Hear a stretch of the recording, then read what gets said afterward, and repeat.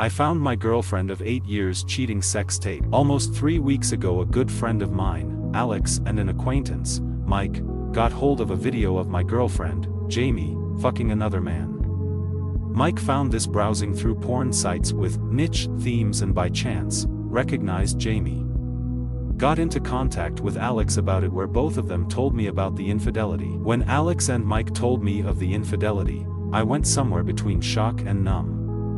I couldn't really say anything until I saw the video, where I proceeded to puke my guts out. I couldn't even sit through a minute of it. The fact that it was edited to go straight into the action with Jamie's face clearly visible didn't help. We drove Mike home, and Alex had good sense to force me to spend the night at his place rather than go home, where I share an apartment with Jamie, with no idea how that would end. We shared some beers, mostly in silence. Alex did try to make me open up on what I felt about Jamie's infidelity, but I was just numb. I didn't know what I felt and told him so. I felt like wading through water with no thought in mind other than what was in front of me. Alex didn't force any more, and I passed out some time later. When I woke up, I recovered enough sense to realize that our relationship was most likely over. I go straight home through public transport, most likely brooding and or looking pissed. I wonder what the other passengers thought when they saw me looking like shit while trying to emulate Batman. I get home and catch her getting ready to go out, asked me where I was and why I didn't contact her. I don't bother answering and just told her we needed to talk. We sit down facing each other on our kitchen table that we built from scratch in my grandfather's farm, and that random thought pretty much broke the dam. A lot of stuff happened, a lot of harsh words was said, accusations, and blame. Too many details to describe, but essentially, I immediately broke down in tears and asked her how the fuck she could ruin this relationship we worked so hard on. She's confused and wanted an explanation. I drop the bomb and show the video. She cries, begs for forgiveness, but I hear nothing. More crying and cursing until I tell her that we're over. That was it, and she just shuts off. She slumped down and closed her eyes, still crying, but says nothing. This gets me out of anger, and I try to figure out what she's doing. Talking to her, hard and gentle prodding, nothing. Absolutely unresponsive, so I just drag her to our bed and lay her there. I go back to our kitchen and call her parents, Alice and Julio. I simply told them they needed to come and that their daughter is suffering a mental breakdown. I say nothing more than just telling them that they needed to see us and that what was happening needed to be face to face to explain. I shut my phone off, go back to kitchen and think about what the hell just happened. Her parents rushed to our apartment demanding WTF happened. I don't tell them about Jamie's infidelity, but just say she needed mental help. She's on the bed acting comatose, but otherwise, okay. They couldn't bring her out of it, and eventually I had to explain. I didn't want to do it without Jamie being able to explain herself. I showed them the video and they're heartbroken, told them we had an argument. I didn't hurt her, but she probably couldn't handle the stress and broke down. They decide to bring Jamie to her university's mental health clinic. I decide not to go with them. The next day, Jamie eventually wakes up. She's stable and responsive. There, she says that the video was not consented. Her family decide to report this to cybercrime police. Jamie's family don't grill her with her mental state being the way it is, but her parents are obviously ashamed and aren't sure what to do other than what the psychologist recommends, which is to let Jamie rest for a while and support her until they're sure she doesn't implode, then was sent home to her parents. This was all relayed to me by her older sister, Jackie, who's trying to be the mediator. She asked me if I really was going to end the relationship. I respond that I'm not sure if we can even salvage it. 2 days later, Jamie's parents asked me to visit them for a talk. I agree and go the next day. Jamie's parents, and her older sister, are present. We go to their living room and sit down. They looked sad and tired, and I felt the same. Jamie will be the last topic of our talk. First is me. They wanted my parents to be involved. I feel disrespected as we're already adults, plus me and my father are tense, but I relent as I'm already tired and a bit out of my depth. Marriage was in discussion in the past after all. Finally, we talk about Jamie. She's stuck in her room, miserable and ashamed, otherwise, okay. She'll stay with her parents for now. When she's needed by the police she can stay with Jackie in a hotel. They understand that I needed space. They've submitted a report to our cities. They live 1 to 2 hours away in the suburbs, cybercrime office. I'm needed for the investigation. I explained that I wasn't the one who found the video, but I'll try to get Mike involved. They apologize for Jamie, but I tell them she's the one who needed to apologize and that they shouldn't baby her. They agree but begged me not to argue right now since Jamie may relapse. They explain her psychologist assessment. Spontaneous nervous breakdown, no history of mental illness, concluded to be caused by accumulated stress from her studies and acute stress reaction from our argument. She needs rest in a safe environment. Psych almost called the police on me but they convinced them not to and with no physical trauma observed, gave up. The discussion devolved to apologizing, tears from Alice especially, and other noise. But they did want to take charge of everything. The investigation, Jamie's well-being, her education and finances, etc. I was kinda washed off of everything. 8 days later, Alice calls me in the middle of the night begging me to see Jamie. Depressive episode, kitchen knife, locked in the bathroom yelling for me. Worst hour of my life. I'm pretty sure I almost died twice on the road and glad that my country isn't developed enough for highway cameras. I meet Alice and Jackie outside the house waiting for me. Jamie has mostly calmed and Julio's with her in her room. They beg me to go see her and with how bad the situation looked, I rushed to Jamie. She's a fucking wreck, looked like her blood's been drained and hasn't slept for a while. She starts crying the moment she sees me and reaches out her arms. Whatever anger, exhaustion, and anxiety melted away and I embrace her. She kept apologizing and begging for me to stay. I shush her and hold her tight. She eventually goes to sleep and I take a moment to think about what's happening. I genuinely felt heartbroken seeing her like this. This is not how I thought we'll be together in the future, much less this Christmas. I am losing my best friend and would have been partner for life.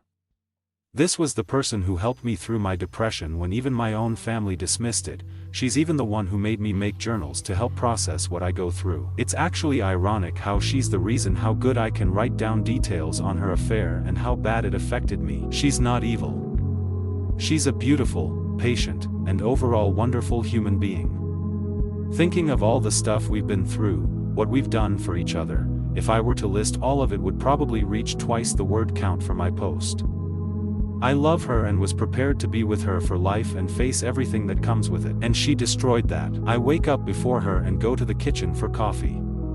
Jackie is there and explains that she's had episodes twice before and this was the worst yet. All of us except Jamie talk on what to do. Alice is in chemo for breast cancer, Julio runs a business 20 minutes away, Jackie's workplace is already hounding her, and Jamie needs help. The situation is fucked and everyone is exhausted.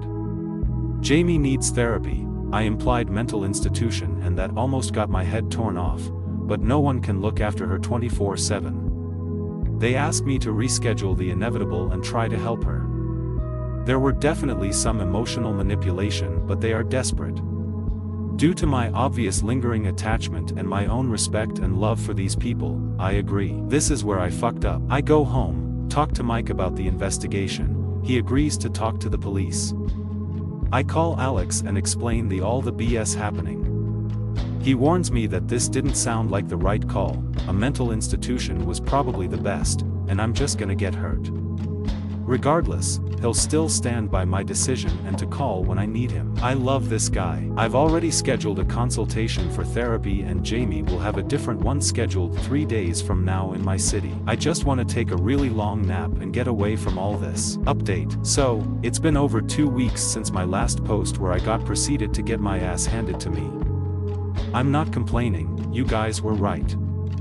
I do need to leave and start living my own life. A lot has actually happened since then, but thankfully most of it's boring, sad and disappointing. Got myself a behavioral therapist, which something I should have done a long time ago. I have different problems unrelated to this that Jamie did help me through most, but a professional really does make a difference.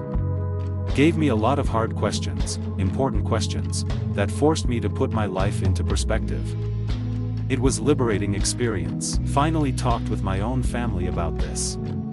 For context, I'm not very close with my actual parents, particularly with my father. Broken home and all that. I consider my aunts, my father's 4 sisters, who stepped up to take care of me as a child, to be my real parents. So if I mention family, I really mean just my 4 moms. Turns out, they were more involved than I thought. Jamie talks to them, she loved talking with them about me and our relationship, they got closer for it too. She asked so many questions about me, what I liked, food, hobbies, what my childhood was like. She'd ask advice from them about so many things. What to do when I get pissy, how to get my ass moving, all that cute stuff. Around a year ago, when they noticed that I started acting positively when they played around with the topic of marriage, Jamie and my family started to get ready. 3 of them have families with at least 3 children each, so to help ease the accommodation, they saved money to pay for themselves, and anything extra goes to the wedding, to us, and whatever after. They even talked about engagement rings. Calling them disappointed is an understatement. With the bullshit happening now, they opted to give me half of what they saved for the marriage to help me out, and also offered to take me back again, which truly is a massive help. My biggest problem this whole time was a source of income. I didn't have a job lined up out of my city, still don't, and my savings are meager. With all that settled, I gave my employer my resignation letter, cancelled my lease, and have by the end of the month to sort my affairs. I'm leaving for good. As for Jamie, I've gradually stepped out of whatever's been happening with her and around her. Talked with her family, or more like told them that I'm leaving. Gave them info about psychiatric hold and made them handle her appointments with her psychologist and whatever else she needs. It was a sad affair, really. I know it doesn't seem like it, especially with Alice and Julio making me stay and take care of Jamie, but this is a first time for all of us. They raised 4 great kids, their relationships are great, and they even extended that to me even when they barely knew me. Jamie fucked up the worst, and this isn't something anyone can expect anyone else to handle with ease and grace. I mourned my loss of a potential family that I could have been proud to be with. For the POS who filmed her, I still haven't confronted her about it, but Mike and Jackie shared what she told the police and how the investigation's going. It was a Korean national she says she met on social media for a fling. She said they only fucked once, but that was immediately shot down. The video showed 2 distinct rooms and got pressured to admit where it was in case they can get anything like CCTV, social media posts, logbooks, witnesses, etc., and that they did. 1 hotel still had recordings that day, 2 hotels with logbooks containing names and dates, and their DMs. She didn't mention rape, blackmail, or drugs in play, only mild intoxication, which was all obvious in the video apparently. Everything but the recording was consented. There were some possible routes to take in terms of damages, but when a lawyer got contacted, it was pretty much dead on the water. POS, being a Korean national currently in Korea, muddied the legal waters. They can do nothing else other than contact relevant Korean authorities, gather as much evidence and wait. But the lawyer wasn't confident anything might stick. As far as they know, they have no evidence that it was even POS who set up the cameras. Beyond that, POS stayed the night before, and the cameras are obviously long since gone. There are far too many angles POS can play to delay or even win any lawsuit that reaches him. It will be most likely expensive, drawn out, and with very little chance of winning. So they gave up that route. POS is getting off scotch-free. Why'd Jamie do it? I don't know. Before, I didn't have the guts to ask her. Now it doesn't really matter. I'm not as exhausted as before, and my mind's been clearer. I'm leaving for good regardless of why she did it. I can just walk straight out with no explanation, or maybe leave a letter for her, thanking her for the wonderful time we spent together, the love we shared, and a final goodbye. I'm romantic like that. Still, I've decided to handle this with as much grace as I can. I'll help when worst comes to worst, don't lay blame on myself or her family, and not even mount pressure on Jamie for ruining everything. Not for Jamie, but for my own twisted sense of self-gratification that I did all what can be expected and more. I will leave with my back straight and nose held high. Funnily enough, this did eventually show me how lucky I am despite everything. Yes, the love of my life cheated on me and had the audacity to throw a tantrum over it. My future's looking a little bleak. I've found out so much repressed anxiety and anger from my shitty childhood. But I'm still doing pretty great. I have family that loves me, friends that have my back, and despite her betrayal, brought the best out of me with wonderful memories along with it. I have nothing to be ashamed of, and can say with pride that I was a wonderful boyfriend. Hopefully this will be my last update, if not, the next to be far more boring and less mouthy.